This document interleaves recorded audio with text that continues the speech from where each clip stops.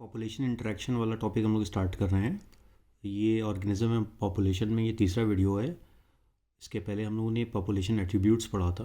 तो स्टार्ट करते हैं। पॉपुलेशन इंटरेक्शन क्या है।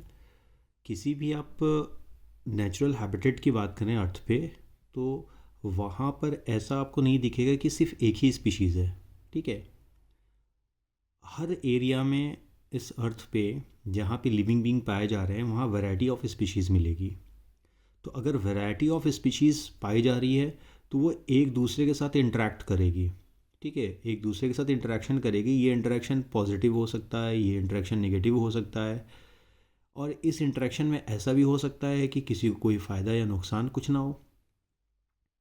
तो इस तरह के इंटरेक्शन को जो दो अलग अलग स्पीशीज़ के बीच में हो रहा है किसी पर्टिकुलर रिसोर्स के लिए, ठीक है, किसी भी पर्टिकुलर रिसोर्स के लिए, चाहे वो खाना हो, चाहे वो पानी हो, चाहे वो शेल्टर हो, तो इस तरह के इंटरेक्शन को हम लोग पॉपुलेशन इंटरेक्शन।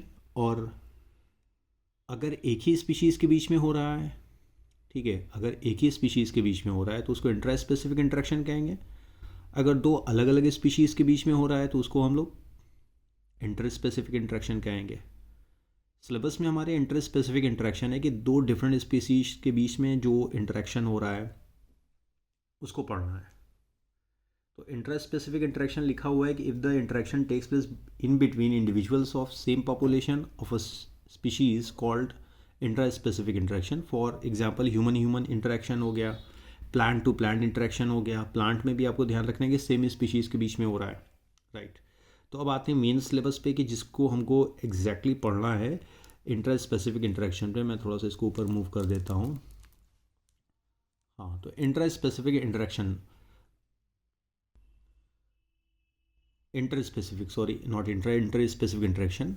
तो यहाँ पर क्या हो रहा है कि जो इंटरेक्शन हो रहा है दो अलग अलग स्पीशीज़ के बीच में हो रहा है।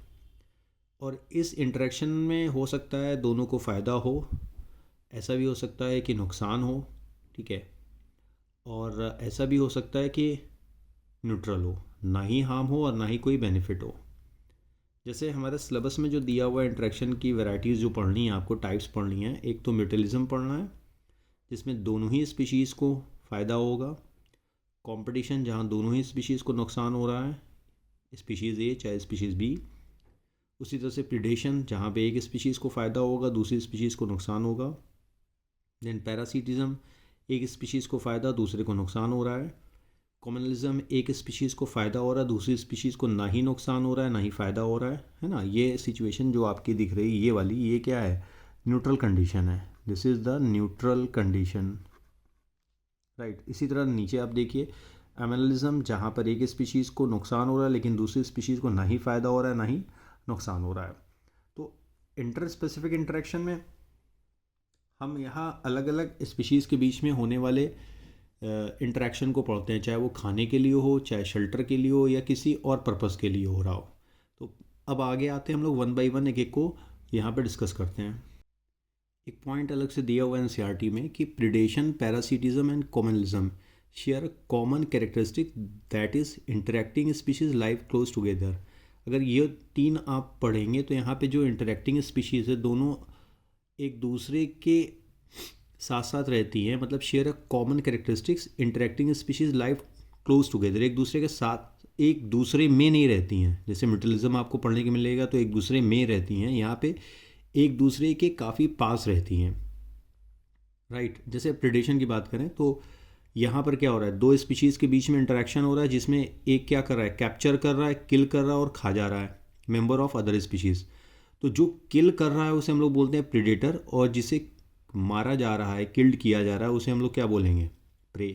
तो ज़्यादातर कॉर्निवोर्स एनिमल्स जो हैं वो प्रेडेटरी हैं इन नेचर में, and herbivores in a broad ecological context not very different from the predators. ठीक है, ये भी बोला जा रहा है कि जो हार्बीवोर्स हैं अगर आप इकोलॉजिकल कॉन्टेक्स्ट के ब्रॉड वे में देखें तो वो भी प्रेडेटर से कम नहीं है। भाई हम प्लांट्स को अगर यूज़ कर रहे हैं, सीड को खा रहे हैं, तो सीड में क्या होता है, एम्ब्रियो होता है, तो आप एक तरह से एम्ब्रियो को किल ही कर रहे हैं, राइट। अब प्रेडेशन का रोल क्या है, ये बड़ा इंपॉर्टेंट पॉइंट है, ये अक्सर एग्जाम में पूछा जाता है कि प्रेडेशन का रोल क्या है। तो अगर आप देखिए, एक तो ये है कि keep prey population under the control, दूसरा reduce competition among competing prey species, तीसरा दिया हुआ है help in coevolution of both predator and prey, और चौथा दिया in plants they develop several defensive mechanism to protect themselves from herbivores. तो जो प्रिडेशन होता है उससे कई सारे कैरेक्टर्स निकल कर आते हैं, कई सारे फीचर्स भी निकल कर आते हैं कि जो प्रे है वो जो प्रीडेटर है वो प्रे पॉपुलेशन को कंट्रोल करके रखेगा, मतलब उनकी पॉपुलेशन बहुत ज़्यादा ना हो। अगर आप फॉरेस्ट इकोसिस्टम से लॉयन को हटा दीजिए या टाइगर को हटा दीजिए तो वहाँ पे डियर या दूसरे हार्बीवोर्स का नंबर क्या होगा, तेज़ी से बढ़ जाएगा। दूसरी प्रॉब्लम क्या होगी, जैसे ही लॉयन को आप हटाते हैं वहाँ से, जो प्रे स्पीशीज़ हैं यानी हिरन हैं और दूसरे हार्बीवोर्स, उनमें आपस में ही कंपटीशन बढ़ जाएगा रिसोर्स के लिए। तो इससे प्रॉब्लम क्या होगी, पूरा इकोसिस्टम जो है आपका धाराशाही हो जाएगा, डिस्टर्ब हो जाएगा, राइट। अब कुछ प्रिडेशन में एग्जांपल्स दिए गए हैं कि हम प्रिडेशन में जो अलग अलग टर्म्स हैं, अलग अलग एग्जांपल्स हैं, उनको थोड़ा सा याद रखना होगा और उसी से क्वेश्चंस मैक्सिमम पूछे जाते हैं। देखिए दिया हुआ है कि prickly peer cactus introduce into Australia in the early 1920s caused havoc by spreading rapidly into millions of hectares. To control them, the invasive cactus was brought under control only after a cactus feeding predator or moth from its natural habitat was introduced into the country. कहने का मतलब क्या हुआ, अगर किसी particular area में आप किसी सुपीरियर स्पीशीज़ को इंट्रोड्यूस कर देंगे तो वो क्या करेगा, इन्फीरियर स्पीशीज़ को हटा देगा, है ना। जैसे यहाँ पर दिया गया है कि ये जो कैक्टस है इसको ऑस्ट्रेलिया में इंट्रोड्यूस किया गया 1920s में, तो इसका नंबर जो था तेज़ी से बढ़ना शुरू हो गया, मिलियन ऑफ हेक्टेयर्स में फैल गया। अब इसको कंट्रोल कैसे किया जाए, तो कंट्रोल करने के लिए इसके प्रीडेटरी मौत को लाना पड़े जो इस कैक्टस को खाता था, ये भी कहीं और से लेके आना पड़ा। इसका नाम क्या है, कैक्टस फीडिंग प्रीडेटर अमाउथ, एक तरह का इंसेक्ट। तब जाकर इसकी पॉपुलेशन कुछ कंट्रोल हुई। इसी तरह से आगे दिया, biological control method adopted in agriculture pest control are based on the ability of the predator to regulate the prey population. आप माइक्रोब्स इन ह्यूमन वेलफेयर वाले चैप्टर में पढ़ेंगे और पढ़ा भी होगा आपने कि वहाँ पे ये बताया जाता है कि हम ऐसे इंसेक्ट्स का या ऐसे बैक्टीरिया का इस्तेमाल करें जो कि बिना हमारे इकोसिस्टम को नुकसान पहुँचाए, जो हमारे क्रॉप को नुकसान पहुंचाने वाले इंसेक्ट्स हैं उनको ख़त्म कर दें। ख़त्म भी नहीं करेंगे टोटली नहीं, बट मैनेजेबल लेवल तक हमको रखना है। तो बायोलॉजिकल कंट्रोल मेथड में क्या करते हैं, हम एक इंसेक्ट का इस्तेमाल करते हैं दूसरे इंसेक्ट को रोकने के लिए। इसी तरह से एक एग्जांपल और दिया हुआ, in the rocky intertidal communities of the American Pacific coast of starfish Pisaster. ठीक है, ये याद रखना है, starfish Pisaster is important predator. अब एक फील्ड एक्सपेरिमेंट किया गया, इस फील्ड एक्सपेरिमेंट में क्या देखा गया इसको समझिएगा कि अमेरिकन पैसिफिक कोस्ट पे अगर देखा जाए तो स्टारफिश पिजास्टर जो एक बड़ा इंपॉर्टेंट प्रीडेटर था। ठीक है, अब इस प्रीडेटर के साथ हुआ क्या, इस पर हम लोग बात करते हैं। तो फील्ड एक्सपेरिमेंट में क्या किया गया, when all the starfish were removed from an enclose intertidal area, more than 10 species of invertebrates became extinct within a year because of interspecific competition। तो क्या हुआ भाई यहाँ पर कि जब पिजास्टर स्टारफिश को वहाँ से हटा दिया गया तो दूसरे प्रेडेटर तो थे नहीं, अब कोई और प्रेडेटर को ही हटा दिया गया, तो आपस में ही कंपटीशन बढ़ गया, क्योंकि ये स्टारफिश इंसेक्ट्स को खाते थे या इन्वर्टिब्रेट्स को खाते थे उस पानी में जहाँ पे ये पाए जाते थे, इंटरटीडल एरिया जो दिया हुआ है। तो आपने क्या किया, उस स्टारफिश को ही हटा दिया। अब स्टारफिश को हटाने से क्या हुआ, ये देखा गया कि 10 स्पीशीज़ इन्वर्टिब्रेट्स की ख़त्म हो गई। अब ऐसा क्यों हुआ, इसकी वजह क्या थी, आपस में ही कॉम्पिटिशन स्टार्ट हो गया, है ना। किस तरह कॉम्पिटिशन, इंटरस्पेसिफिक कॉम्पिटिशन स्टार्ट हो गया जो अलग अलग स्पीशीज़ थी इन्वर्टिब्रेट्स की। तो अगर आप लॉयन को हटा देंगे फॉरेस्ट इकोसिस्टम से तो डियर और जेब्रा और बफेलो जो भी हार्बीवोर्स हैं आपस में ही कंपटीशन स्टार्ट हो जाएगा और उसमें उनका ही खात्मा हो जाएगा, एंड हो जाएंगे, अगर आप टॉप प्रेडेटर को हटा देते हैं। आगे लिखा है, If a predator is too efficient and overexploits its prey, then prey might become extinct and predator will also. तो यहाँ पे क्या हो जाएगा, को एक्सटिंक्शन हो जाएगा. अगर बहुत ज़्यादा प्रीडेटर शिकार कर रहा है, ओवर एक्सप्लॉइट कर रहा है अपने प्रे को, तो प्रे तो ख़त्म होगा ही, है ना. Prey might become extinct, predator will also, predator भी ख़त्म हो जाएगा. आगे दिया, prey species have evolve various defences to lessen the impact of predation. तो प्रे स्पीशीज़ ने भी अपने अंदर कई सारे इवोल्यूशन किए, नए फीचर्स डेवलप किए, ताकि जो प्रिडेशन का इफ़ेक्ट है उसको कम किया जा सके, लेस किया जा सके. राइट, जैसे कुछ एग्जांपल्स यहाँ पर दिए हुए हैं, उनको हम लोग देखते हैं. देखिए दिया, some species of insects and frogs are cryptically coloured, that is the camouflage. तो ये क्या करते हैं, अपने सराउंडिंग एनवायरनमेंट के अकॉर्डिंग इंसेक्ट और कुछ फ्रॉग्स अपने स्किन कलर को चेंज कर लेते हैं. तो मान लीजिए ग्रास में फ्रॉग पाया जाता है, ग्रासी कलर कर लेगा अपने स्किन का. तो अब इसके जो प्रीडेटर्स होंगे वो इसको आइडेंटिफाई नहीं कर पाएंगे और ये बच जाएगा. कुछ का दिया हुआ है, some are poisonous, for example monarch butterfly is highly distasteful to its predator bird. ठीक है, तो मोनार्क बटरफ्लाई क्या होती है, ये काफ़ी ज़्यादा डिसटेस्टफुल होती है, मतलब बहुत ज़्यादा इसका गंदा टेस्ट होता है, जिसकी वजह से इसकी जो प्रेडेटरी बर्ड्स हैं इनको खाती नहीं है. अब ये कहाँ से इसके अंदर ये टेस्ट आता है इतना ख़राब, the butterfly acquired this tasteful chemical during its caterpillar stage by feeding on A poisonous weed. तो जो कैटरपिलर स्टेज होती है इस बटरफ्लाई की, वो फीड करती है एक पॉइजनस वीड को, जिसकी वजह से इस बटरफ्लाई में वो केमिकल आ जाता है. उस केमिकल की वजह से प्रेडेटरी बर्ड्स इन्हें नहीं खाती हैं. तो ये एक तरह का डिफेंसिव मैकेनिज्म हो गया. आगे दिया हुआ, nearly 25% of all insects are known to phytophagous. मतलब ये प्लांट्स के सैप को या प्लांट के दूसरे पार्ट्स को खाते हैं. लगभग 25% इंसेक्ट्स जो भी अभी तक ज्ञात हैं, जो भी हम लोग नोन है हमारे लिए. तो प्लांट ने भी अपने अंदर वेरियस फीचर्स डेवलप किए कि कैसे हम इंसेक्ट से या दूसरे एनिमल्स जो कि प्लांट को फीड करते हैं उनसे कैसे अपने आप को बचाएं.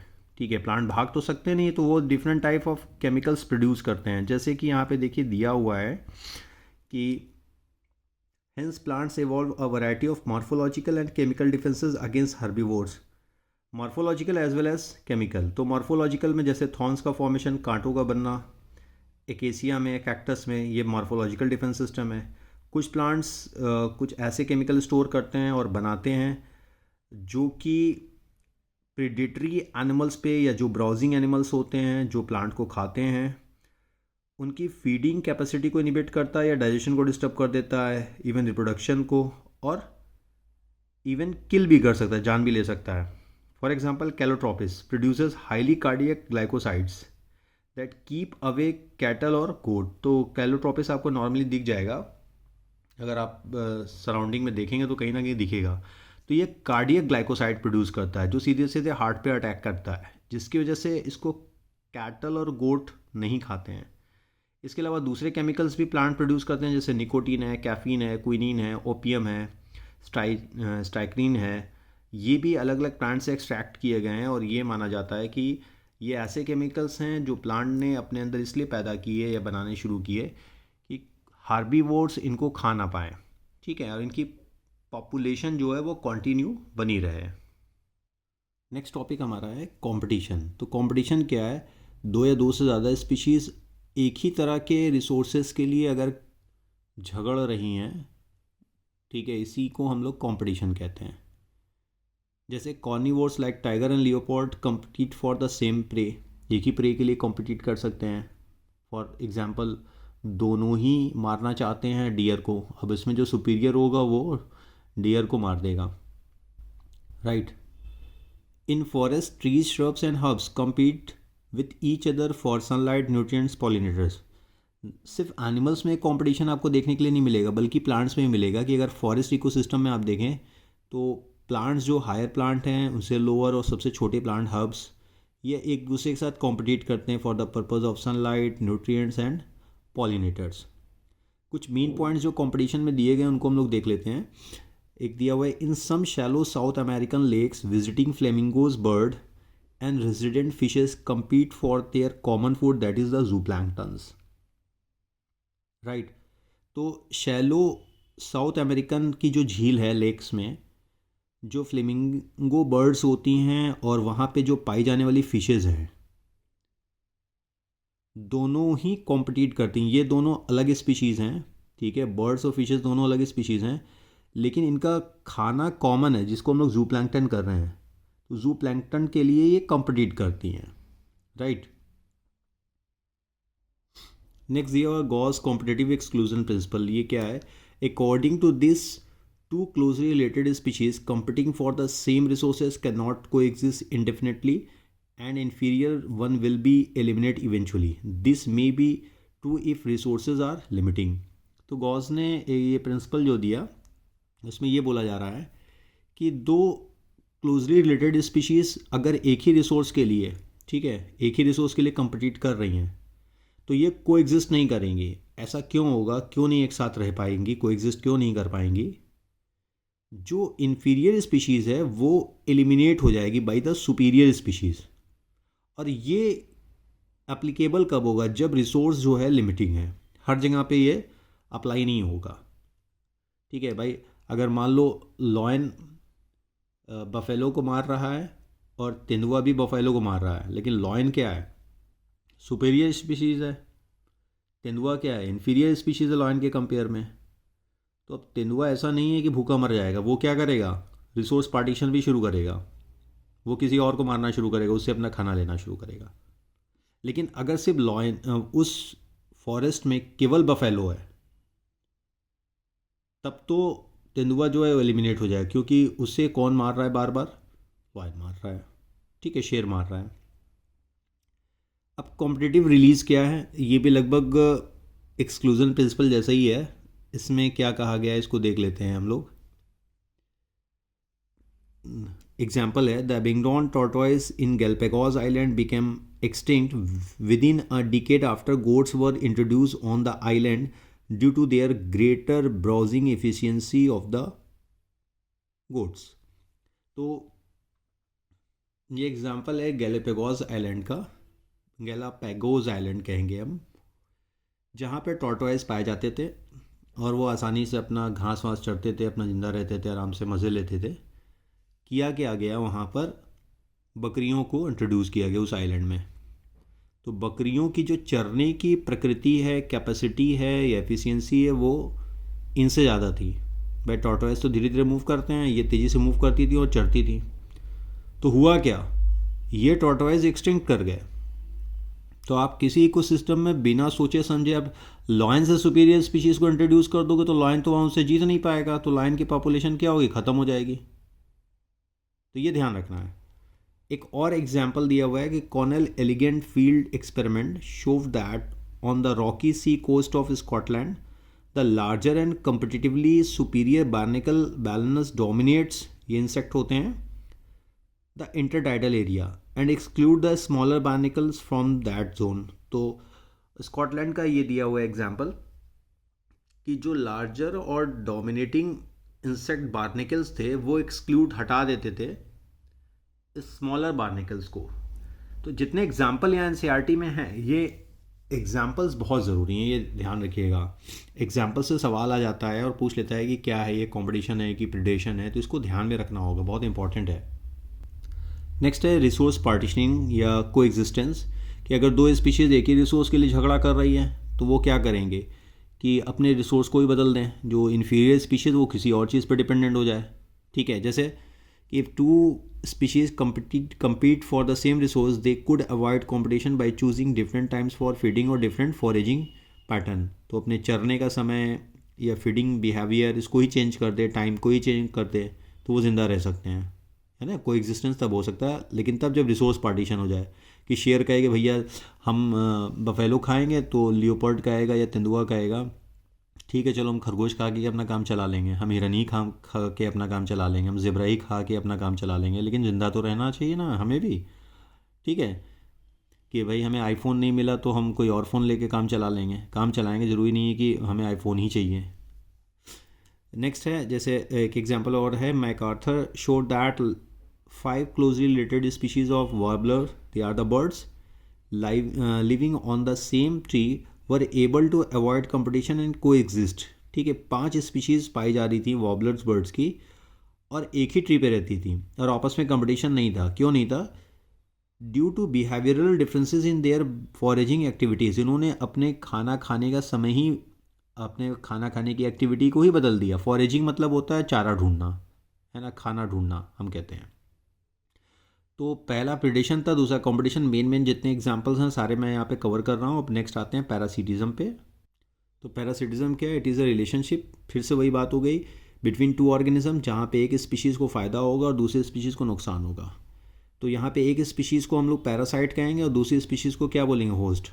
ज़्यादातर जो पैरासाइट्स होते हैं उनकी साइज़ क्या होती है? छोटी होती है, और जिस पे वो डिपेंडेंट होते हैं, अपना फूड लेते हैं, उनकी साइज़ बड़ी होती है। तो पैरासाइट वो ऑर्गेनिज्म है जो दूसरे ऑर्गेनिज्म से अपना फूड ले रहे हैं। जिस ऑर्गेनिज्म से अपना फूड ले रहे हैं उसको हम लोग होस्ट कहेंगे। Next, in general parasite are smaller than the host and spends a part or whole of its life on or in the body of host. तो अपने जीवन का कुछ समय या पूरी ज़िंदगी होस्ट की बॉडी के अंदर या होस्ट की बॉडी पर, ऑन या इन दिया हुआ है, गुजार सकते हैं। जैसे सर में जू होना, तो वो क्या है? सरफेस पे पाया जा रहा है। उसे बॉडी के अंदर अगर केचुआ पाया जा रहा है तो वहाँ पे कंडीशन कौन सी हो जाएगी? विद इन द बॉडी हो जाएगी, इंडो पैरासाइट वाली हो जाएगी। अब नेक्स्ट टॉपिक है पैरासिटिज्म एंड को इवोल्यूशन। तो ये क्या चीज़ है, इसको समझते हैं। Many has evolve to be host specific. बहुत सारे पैरासाइट्स जो हैं उन्होंने अपने आप को इवॉल्व कर लिया कि हम एक पर्टिकुलर होस्ट में ही रहेंगे। Only a single species of host in such a way that both host and parasite tend to coevolve. भाई जाहिर सी बात है कि हर तरह का ऑर्गेनिज्म हर तरह के होस्ट बॉडी में ग्रोथ नहीं करेगा। जैसे प्लाज्मोडियम की बात करें जिससे मलेरियल फीवर होता है, तो ह्यूमन और मस्कीटो बॉडी, और मस्कीटो में कौन सा? Female anopheles. क्यूलेक्स में, एडीज मस्कीटो में ये एंटर नहीं करेगा, केवल किस में? फीमेल एनोफिलीज में। तो यहाँ पे 1 to 1 बड़ा टाइट रिलेशनशिप पाया जा रहा है कि एक स्पेसिफिक पैरासाइट एक स्पेसिफिक होस्ट बॉडी में ही ग्रोथ करेगा, वहीं पर रिप्रोड्यूस करेगा। देखिए, होस्ट बॉडी भी ये चाहती है कि हमारी बॉडी में पैरासाइट ग्रोथ ना कर पाए, हम पैरासाइट से बचें। लेकिन मज़ेदार बात यह है कि पैरासाइट भी अपने आप को इवॉल्व करता है कि हमको ज़िंदा रहना है तो हमें होस्ट बॉडी के अंदर ग्रोथ करना पड़ेगा, उसकी बॉडी पर ग्रोथ करना पड़ेगा। तो वो भी अपने अंदर बड़े इंपॉर्टेंट फीचर्स डेवलप करता है। जैसे लिखा है, in order to successful with the same host species in accordings with their life styles, parasite evolve special adaptation such as loss of unnecessary sense organs. तो होस्ट का जो लाइफ स्टाइल है उसी हिसाब से जो पैरासाइट है वो अपने आप में बदलाव करता है, क्योंकि उसको उसी पर डिपेंडेंट रहना, उसी पर ज़िंदा रहना है ना। अगर पापा हमको फ़ीस नहीं देंगे तो हम पढ़ेंगे कैसे? और फीस मिल क्यों रही है? पढ़ने के लिए। तो अगर हमें पढ़ना है तो पापा पे डिपेंडेंट होना होगा, वो फ़ीस देंगे तभी हम पढ़ पाएंगे। तो हमको इवॉल्व होना पड़ेगा भैया, पढ़ाई करनी पड़ेगी, है ना। आज का जो हाल चल रहा है कि बहुत पढ़े लिखे लोगों का तो सही से कोई पूछ नहीं रहा, नहीं पढ़े लिखेंगे तब क्या हाल होने वाला है आप समझ सकते हैं। तो loss of adhesive organs, suckers का फॉर्मेशन हुआ to cling on the host, loss of digestive system and high reproductive capacity. तो ये कुछ फीचर्स हैं जो कि पैरासाइट्स ने अपने अंदर इवॉल्व किए according to the successful survival in the host body. अब पैरासिटिज्म का इफेक्ट क्या है? Majority of the parasitism harm the host, they may reduce the survival and growth as well as reproduction of the host and reduce its population density, right. तो population density को कम करेंगे। कुछ cases में आपको जो लाइफ साइकिल है parasite की वो कॉम्प्लेक्स मिलती है, जहाँ पे एक या एक से ज़्यादा इंटरमीडिएट होस्ट या वेक्टर मिल सकते हैं। जैसे कि आप ह्यूमन लिवर फ्लूक की बात करें, यहाँ पे इंटरमीडिएट होस्ट और प्राइमरी होस्ट के तौर पे 2 दिए हुए हैं, स्नेल है, फिश है और ह्यूमन। यहाँ पे 3 होस्ट मिल जा रहे हैं। उसी तरह से अगर आप प्लाज्मोडियम में बात करें तो प्लाज्मोडियम में आपको ह्यूमन और मस्कीटो मिल जा रहा है। तो कहने का मतलब क्या है कि पैरासाइट्स जो हैं वो एक होस्ट पे भी डिपेंडेंट हो सकते हैं, एक से ज़्यादा होस्ट पे, अपनी पूरी लाइफ को कंप्लीट करने के लिए। नेक्स्ट है टाइप्स ऑफ पैरासाइट। तो पैरासाइट की 2 कैटेगरी है, एक्टोपैरासाइट और इंडोपैरासाइट। एक्टोपैरासाइट जो बॉडी सरफेस पर पाए जाते हैं एक्सटर्नली, जैसे lice on humans and ticks on the dogs. Cuscuta अमरबेल जिसे हम लोग कहते हैं, ये प्लांट है और that is commonly growing on hedge plants, has lost its chlorophyll and leaves. In the course of evolution it derives its nutrition from the host plant which it parasitizes. तो जब एवोल्यूशन के दौरान इसने अपने chlorophyll को loss कर दिया तो फोटोसिंथेसिस तो कर नहीं सकता है भाई, ना ही लीफ है ना क्लोरोफिल, तो अब ये अपने न्यूट्रिशन के लिए दूसरे प्लांट पर डिपेंडेंट होता है और उससे अपना न्यूट्रिशन लेता है। तो कस्क्यूटा क्या है, प्लांट है और ये इक्टो पैरासाइट की कैटेगरी में आएगा। Next Indo parasite, parasite those that live inside the host body at different sites. ये डिफरेंट ऑर्गन्स हैं, लिवर, किडनी, लंग्स, आरबीसी या इसके अलावा कोई और ऑर्गन में कोई पैरासाइट पाया जा सकता है। तो ज़्यादातर पैरासाइट्स स्मॉल होंगे साइज़ में और मैक्सिमम पैरासाइट्स आपको इंडो पैरासाइट की कैटेगरी में मिलेंगे, जो इवन वायरस भी पैरासाइट है। ठीक है, होस्ट यहाँ पे कोई भी हो सकता है, वायरस के लिए होस्ट बैक्टीरिया भी हो सकता है, प्लांट भी हो सकता है, एनिमल भी हो सकता है, फंगस भी, राइट। और वायरस से कोई बचा नहीं है, ये ध्यान रखना है आप लोगों को।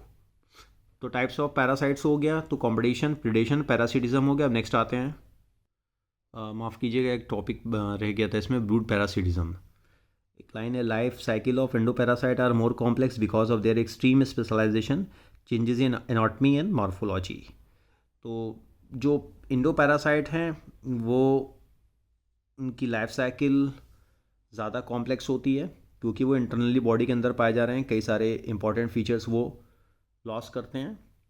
अब ब्रूड पैरासिटिज्म क्या है, ब्रूड मतलब होता है पालना, ठीक है, ब्रूडिंग मीन्स पालना, बच्चे को पालना, ठीक है।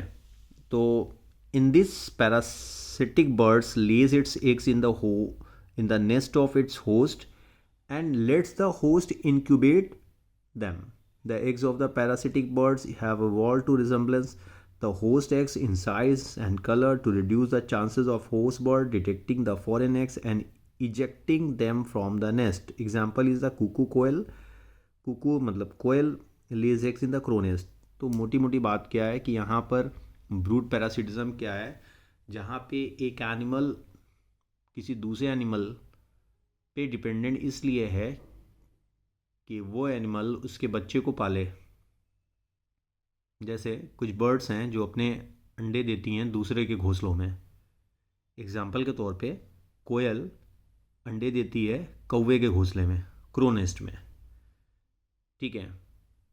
और इस दौरान इन्होंने किया क्या कि अपने अंडों को इस तरह से चेंजेस लाए कि ये अंडा लगे कि क्रो का है, क्रो इसको डिटेक्ट ही ना कर पाए, है ना, साइज़ और कलर लगभग एक जैसा हो। तो इसी को ब्रूड पैरासिटिज्म कहते हैं कि भाई पूरी मेहनत हम करें, पालें, देखें, पेरेंटल केयर हम करें, बाद में आप निकल लो घोंसला छोड़ के, राइट। आगे आते हैं अब इसके बाद वाले टॉपिक पे। देखिए बहुत डिटेल तो नहीं किया है मैंने, बस जल्दी जल्दी इनके एग्जांपल्स देख लेते हैं। कॉम्युनिज्म क्या है, ऐसा इंटरेक्शन है जहाँ पे एक स्पीशीज़ को तो बेनिफिट मिलता है, फ़ायदा होता है, लेकिन दूसरी स्पीशीज़ को ना ही बेनिफिट मिलता है, सॉरी ना ही हार्म होता है और ना ही बेनिफिट मिलता है।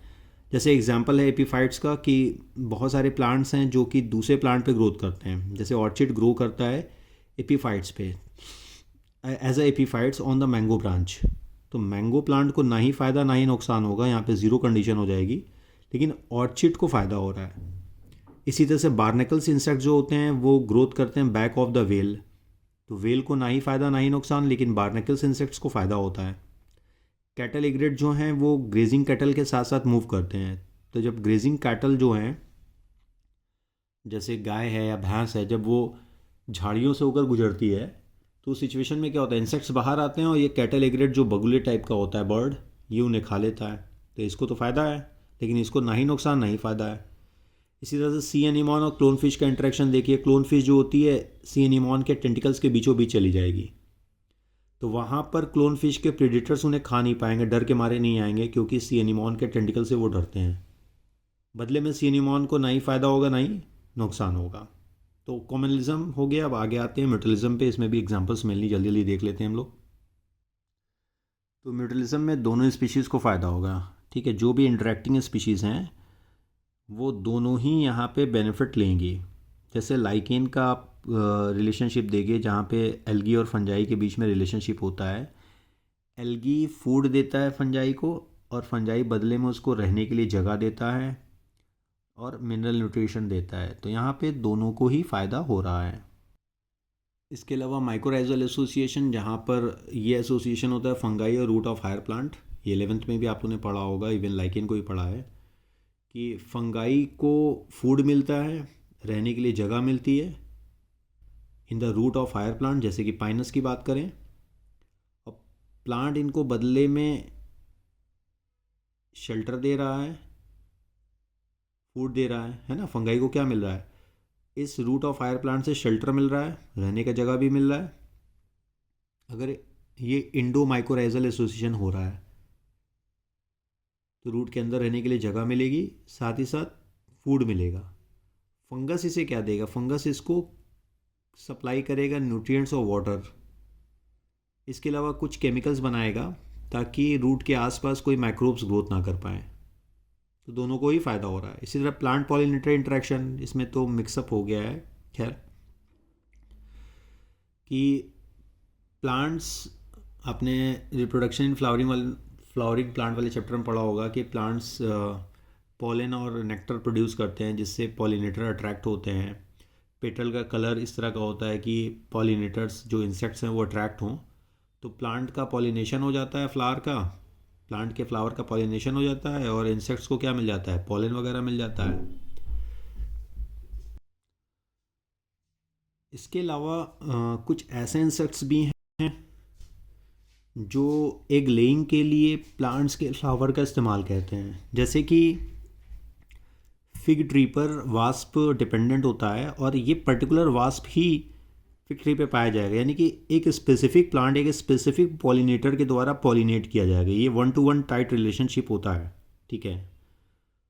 और ये वास्प इस फिग ट्री का इस्तेमाल करेगा एग लेइंग के लिए, और जो न्यूट्रिशन अपने लार्वा को देना है उसके लिए, बदले में ये इस फिग ट्री का पॉलिनेशन कर देगा। कुछ केसेस में ऐसा है कि प्लांट जो हैं वो कुछ नहीं प्रोवाइड करते हैं और पॉलिनेशन भी करा लेते हैं। जैसे एक एग्जांपल है ऑर्चिड्स मेडिटेरेनियन फायरस का। इसका एक पेटल जो होता है वो लगता जैसे है कि फ़ीमेल बी जैसा है, इस तरह का चेंज कर लिया है इसने अपने पेटल को। तो मेल भी अट्रैक्ट होती है ये समझकर कि ये फ़ीमेल भी है, जबकि वो एक्चुअल में क्या है, इसका पेटल है। इस दौरान वो सीडो कॉपुलेट करती है, लेकिन एग्जैक्टली पॉलिनेट कर रही होती है, वहाँ से पॉलन कलेक्ट करती है और फिर पॉलन लेकर किसी और ऑर्चिड प्लांट पर जाएगी। तो इसको सेक्सुअल डिफीज भी कहते हैं हम लोग, कि छूटापन, और लग रहा है कि वो सेक्सुअली रिप्रोड्यूस कर रही है लेकिन एक्चुअल में सेक्सुअली रिप्रोड्यूस नहीं कर रही है।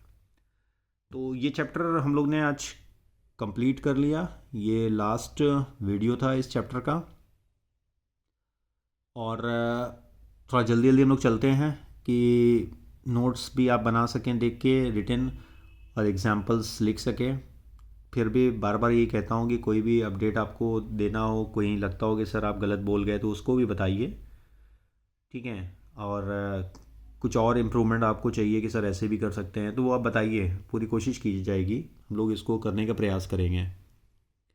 हमारा काम ये है कि आपका जितना बेनिफिट हो सके, चाहे वो नोट्स के माध्यम से हो चाहे शॉर्ट्स के माध्यम से हो। शॉर्ट्स तो 1000 के आसपास शॉर्ट्स पड़े होंगे मुझे लगता है, पूरे पूरे चैप्टर्स के शॉर्ट्स मैंने डाल दिए हैं, हर पॉइंट्स को कवर किया है, छोटे छोटे। कि आप 1 घंटे का वीडियो मत देखिए, आधा घंटे की वीडियो मत, बस मेन पॉइंट जहाँ पे आपको डाउट है वो उठा के पढ़ लीजिए, ठीक है। तो आपको पसंद आए तो लाइक कीजिएगा और दूसरे बच्चों के साथ भी शेयर कीजिए। शुक्रिया, फिर मिलते हैं नेक्स्ट वीडियो में।